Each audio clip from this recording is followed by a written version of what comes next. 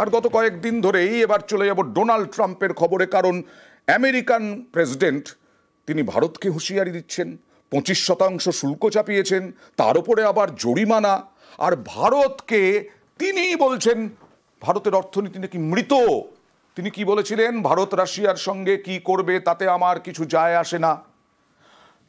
তারপরে বলেছেন নিজের মৃত অর্থনীতি নিয়ে একসঙ্গে ডুবে যেতে পারে ওরা, মানে ভারতের অর্থনীতি মৃত। উনি বলে দিলেন মার্কিন প্রেসিডেন্ট ডোনাল্ড ট্রাম্প, আমার কিছু যায় আসে না, ভারতের সঙ্গে যত সামান্যই ব্যবসা করেছি আমরা। আন্তর্জাতিক সম্পর্ক বিশেষজ্ঞরা বলছেন আমেরিকা আসলে বাইরে ভেতরে চাপে, এখন কি বলছেন ডোনাল্ড ট্রাম্প কোনো ঠিক নেই। ওদের শুল্ক খুব বেশি, যা বিশ্বে সর্বোচ্চ, একইভাবে রাশিয়া ও আমেরিকার মধ্যেও ব্যবসা নেই, সব উনি বলে দিচ্ছেন ডোনাল্ড ট্রাম্প। এটাই বজায় থাকুক, মেদভেদেভকে বলুন উনি ব্যর্থ প্রাক্তন প্রেসিডেন্টকেও তোপ দাগলেন রাশিয়ার প্রাক্তন প্রেসিডেন্টকে। নিজেকে এখনো প্রেসিডেন্ট ভাবছেন উনি, বুঝে শুনে কথা বলতে বলুন। হুঁশিয়ারি, বিভিন্ন দেশ সম্বন্ধে বক্তব্য, অত্যন্ত বিপজ্জনক জায়গায় ঢুকছেন উনি। আমাদের অর্থনীতি মৃত বলে দিলেন ডোনাল্ড ট্রাম্প। আর আজকে নাম না করে আমাদের অর্থনীতি যে যথেষ্ট শক্তিশালী তা বুঝিয়ে দিয়েছেন প্রধানমন্ত্রী নরেন্দ্র মোদী।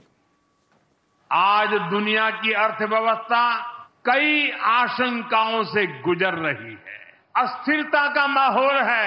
ऐसे में दुनिया के देश अपने अपने हितों पर फोकस कर रहे हैं।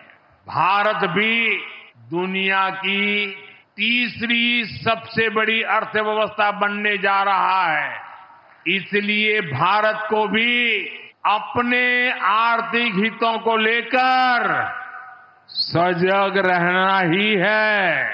हमारे किसान, हमारे लघु उद्योग, हमारे नौजवानों के रोजगार, इनका हित हमारे लिए सर्वोपरि है। हम स्वदेशी का संकल्प लें। আর ট্রাম্পের রাগ কেন? আমরা রাশিয়া থেকে প্রচুর পরিমাণ তেল আমদানি করি, আর আমরাই নাকি তেল আমদানি করে রাশিয়াকে খরচ যোগাচ্ছি ইউক্রেনের সঙ্গে যুদ্ধের। হঠাৎ করে আমেরিকান প্রেসিডেন্ট আবার দাবি করে বসলেন, আজব দাবি। তিনি কি কানে দেখেন? এরকমটাই তো প্রশ্ন উঠছে। তিনি বললেন যে ভারত রাশিয়া থেকে তেল আমদানি বন্ধ করেছে। আমি শুনেছি, মিথ্যে না সত্যি তা জানি না, এটা খুব ভালো উদ্যোগ। দেখুন,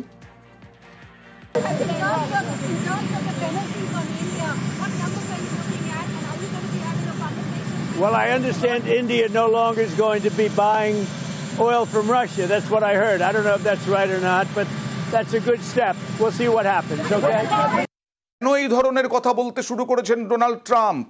ভারতের অর্থনীতি নিয়ে, রাশিয়া থেকে তেল আমদানি বন্ধ করে দিয়েছি আমরা, তা নিয়ে আমরা কথা বলেছিলাম আন্তর্জাতিক সম্পর্ক বিশেষজ্ঞ মৈনাক পুততুণ্ডর সঙ্গে।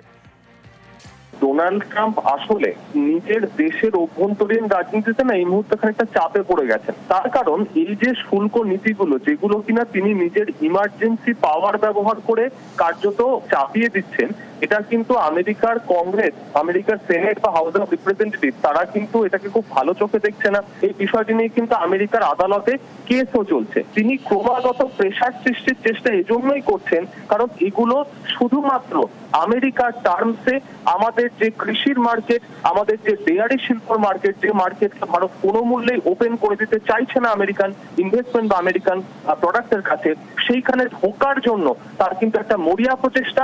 সেই সঙ্গে সঙ্গে তার যে ইমেজ এবং তার যে ইগো, এটা যাতে কোনোভাবেই নষ্ট না হয় সেটাকে রক্ষা করার এটা একটা মরিয়া প্রচেষ্টা। তবে সংবাদ সংস্থা কিন্তু বলছে যে ভারত রাশিয়া থেকে তেল আমদানি বন্ধ করেনি, এটা একেবারে সংবাদ সংস্থা বলছে। আর এরপরে বিদেশ মন্ত্রক কিছু বলে কিনা আমাদের বিদেশ মন্ত্রক, সেটাই এখন অপেক্ষা করতে হবে।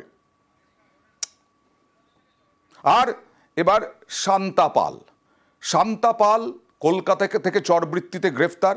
2025 সালে শেষ হয়ে গেছে ভিসা পাসপোর্টের মেয়াদ, তাও এখনো কলকাতাতেই ছিল ওই শান্তা পাল। তাকে কে সাহায্য করছে? আমরা গতকাল থেকেই বলছিলাম যে এর পেছনে চক্র না থাকলে, আরো কেউ না থাকলে, এই শান্তা পাল জ্যোতিরানী মালহোত্রার মতো কাজ যদি করে থাকেন তাহলে করতে পারতেন না। সরাসরি চলে যাব প্রতিনিধি রওনাকের কাছে। রওনাক,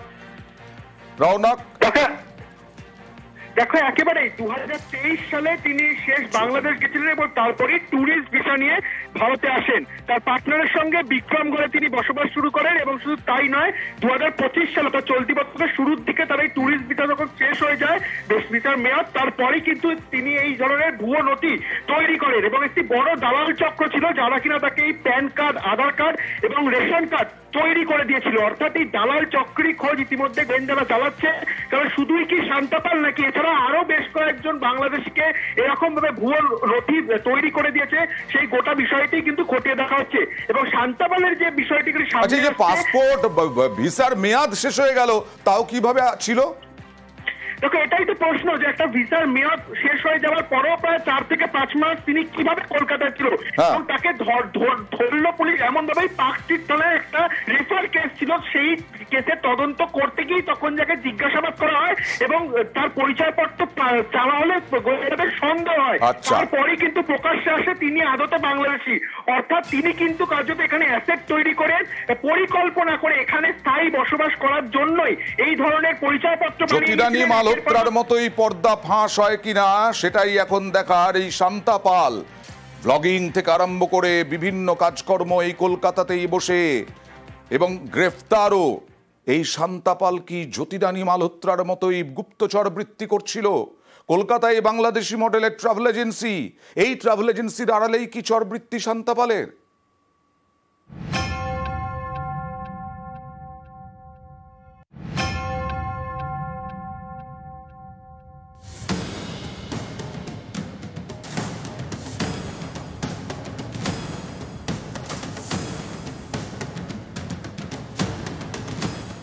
বাংলাদেশি মডেল শান্তা পাল কখনো গিয়েছেন রাজস্থানে ভারত পাকিস্তান সীমান্তে,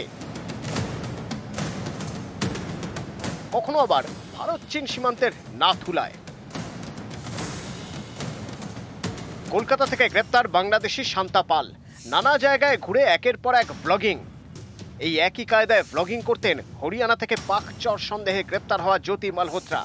এই শান্তাও জ্যোতির মতোই বিভিন্ন সীমান্ত এলাকায় গিয়ে ব্লগিং করেছেন। তাহলে কি জ্যোতির মতো শান্তাও আসলে চর? খতিয়ে দেখছেন তদন্তকারীরা। বাংলাদেশি শান্তা পাল থাকতেন ভাড়া বাড়িতে বিক্রমগড়ে, ফ্ল্যাট কিনেছিলেন গল্ফ গ্রিনে। বাংলাদেশি শান্তা পালের ট্রাভেল এজেন্সি রয়েছে কলকাতায়, নাম আসান ট্রাভেলস কলকাতা অ্যান্ড ঢাকা। কখনো রাজস্থানে, কখনো নাথুলায় ঘুরতে গিয়ে একের পর এক ট্রাভেল ব্লগিং করেছেন শান্তা।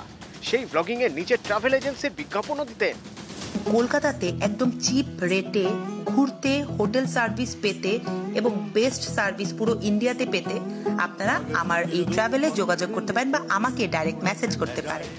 ট্রাভেল এজেন্সির মাধ্যমে কলকাতা, দীঘা, পুরুলিয়া, কাশ্মীর, মানালিতে ঘুরতে নিয়ে যাওয়ার বিজ্ঞাপন করতেন সোশ্যাল মিডিয়ায়। বাংলাদেশের নামে ভারতে ভুয়ো আধার কার্ড, প্যান কার্ড এসব দেখিয়ে রাষ্ট্রায়ত্ত ব্যাংকে লোনের জন্য আবেদন। এই লোনের টাকা দিয়ে কলকাতায় হোটেল তৈরির পরিকল্পনা ছিল শান্তার।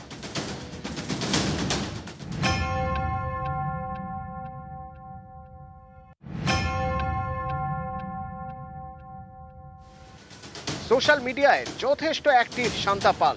এ দেখুন, সোশ্যাল মিডিয়ায় শান্তাকে এক ব্যক্তি জিজ্ঞাসা করছেন ভারতের ভিসা পাওয়ার বিষয়ে।